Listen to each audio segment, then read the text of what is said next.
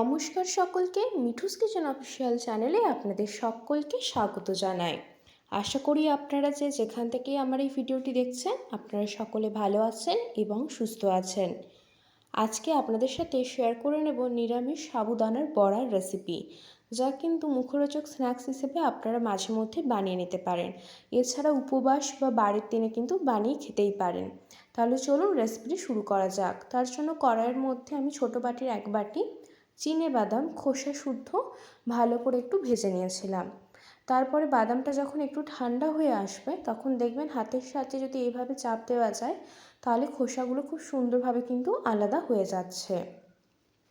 ঠিক এই পর্যায়ে আমি এখানে বেশ খানিকটা বাদামের খোসা ছাড়িয়ে নিয়েছি, কিছুটা পরিমাণ রয়েছে। এইরকম অবস্থায় মিক্সিং জারের মধ্যে দিয়ে খুব সুন্দর করে কিন্তু দানা দানাভাবে আমি গুঁড়ো করে নেব।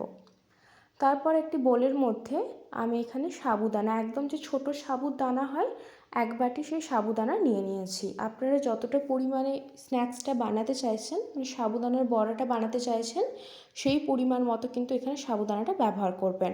তারপরে ওই 2 থেকে 3 বার মতো জল পাল্টে পাল্টে একটু ধুয়ে আমি এখানে প্রায় 3 থেকে 4 ঘন্টা মতো সাবুদানাটা ভিজিয়ে রেখেছিলাম। যতক্ষণ না অবধি খুব ভালো মতো নরম হয়ে ভিজে আসছে ততক্ষণ অবধি কিন্তু সাবুদানাটাকে ভিজিয়ে রেখে দেবো জলের মধ্যে। সাবুদানাটা আমাদের ভালো মতো ভিজে গিয়েছে এবং জলটাও একদম টেনে নিয়েছে। ঠিক সেই পর্যায়ে একটা বড় সাইজের আলু আগে থাকতে আমি সেদ্ধ করে নিয়েছিলাম। সেই আলুটা ভালো মতো আমি খোসা ছাড়িয়ে নিয়েছি। তারপর এইভাবে একটা গ্রেটারের সাহায্যে গ্রেট করে নিচ্ছি। এতে করে কী হবে, আলুটা খুব সুন্দরভাবে গ্রেট হয়ে যাবে, কোনো অংশে দলাভাব থাকবে না। তারপর দিয়েছি বেশ খানিকটা পরিমাণ কোরানো নারকেল, বাদামের গুঁড়ো, এবং এখানে আমি যাতে মুচমুচে হয় বড়াটা সেই জন্য এখানে বড় চামচে 2 চামচ চালের গুঁড়োর ব্যবহার করেছি।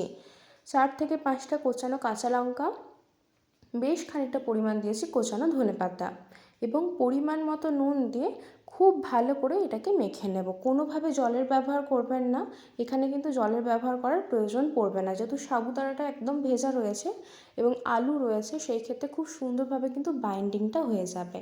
আর অতি অবশ্যই করে হাতে করে মাখার চেষ্টা করবেন, তার কারণ যদি হাতে করে না মাখা হয় এটা কিন্তু কোনো হাতা বা চামচের সাহায্যে মাখানো কিন্তু সম্ভব না। খুব সুন্দর করে কিন্তু এখানে মাখিয়ে নেব। যদি পরবর্তীতে প্রয়োজন পড়ে সামান্য 1 থেকে 2 চামচের মতো জলের ব্যবহার করতে পারেন, তবে আগে সমস্ত শুকনো যা যা উপকরণগুলো রয়েছে সেই সমস্ত উপকরণ কিন্তু খুব ভালো করে মাখিয়ে নেব। সাধারণত জলের প্রয়োজন হওয়ার কিন্তু কোনো কথা নেই, যেহেতু সাবুদানাটা একদম ভেজা রয়েছে এবং আলু রয়েছে, সেই ক্ষেত্রে খুব সুন্দর করে কিন্তু আমাদের মাখানো হয়ে গিয়েছে। আমি কিন্তু এখানে 1 ফোঁটাও জলের ব্যবহার করিনি। তারপরে হাতের মধ্যে একটু সাদা তেল মেখে নিয়েছি যাতে করে বড়াগুলো শেপ দিতে আমার সুবিধে হয় এবং হাতের মধ্যে লেগে না যায় সেই ক্ষেত্রে।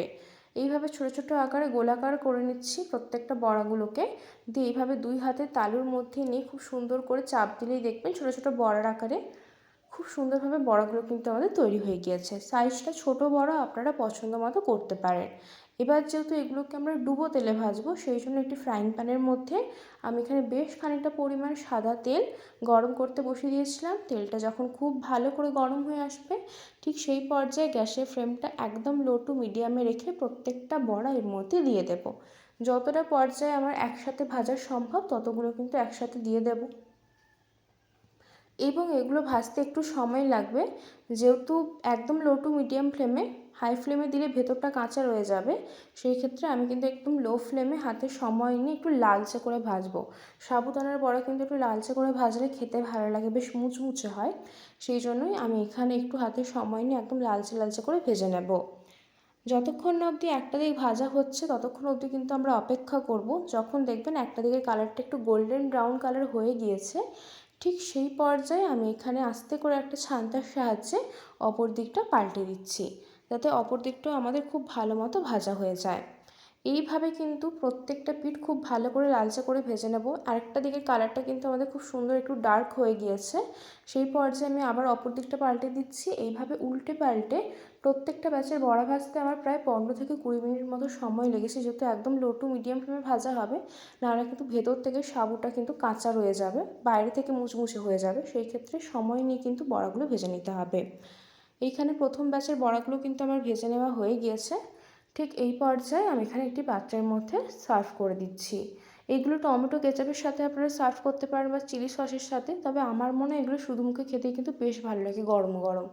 ছোট বাচ্চারা যারা সাধারণত সাবুদানা খেতে চায় না, তাদেরকে মাঝে মধ্যে যদি এইভাবে স্ন্যাক্স হিসেবে বানিয়ে দেওয়া যায় বা টিফিনেও বানিয়ে দিতে পারেন, পেটটা কিন্তু অনেকক্ষণ ভরা থাকে। সাবুর যে কোনো রেসিপিতেই দেখবেন অল্প খেলে পেটটা অনেকক্ষণ ভর্তি থাকে। সেই ক্ষেত্রে কিন্তু এই ধরনের মুখরোচক বড়া যদি বাচ্চাদেরকে বানিয়ে দেওয়া যায় মাঝে মধ্যে, তারা কিন্তু বেশ তৃপ্তি করে খাবে। বাকি যে বড়াগুলো রয়েছিল সেগুলো কিন্তু সেম পদ্ধতিতে লো টু মিডিয়াম ফ্লেমে আমি ভেজে নেব। যখন আমাদের একটা দিক ভাজা হয়ে যাবে তখন আমি এখানে অপর দিকটা পাল্টে দিচ্ছি, যাতে অপর দিকটাও ভাজা হয়ে যায়।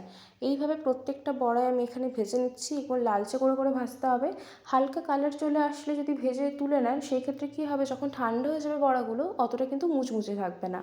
সেই ক্ষেত্রে আমি এখানে একদম লালচে করে ভেজে নিয়েছি, একটু কড়া করে, তাতে করে খেতে বেশ ভালো লাগবে এবং ঠান্ডা হয়ে যাওয়ার পরও কিন্তু অনেকটা পর্যায় পর্যন্ত মুচমুচে থাকে।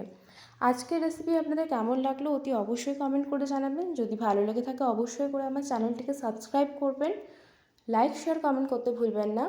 আর যদি এরকম নিত্য নতুন রেসিপি পেতে চান অবশ্যই করে আমার চ্যানেলটিকে সাবস্ক্রাইব করে আমার চ্যানেলের পাশে থাকার অনুরোধ রইল।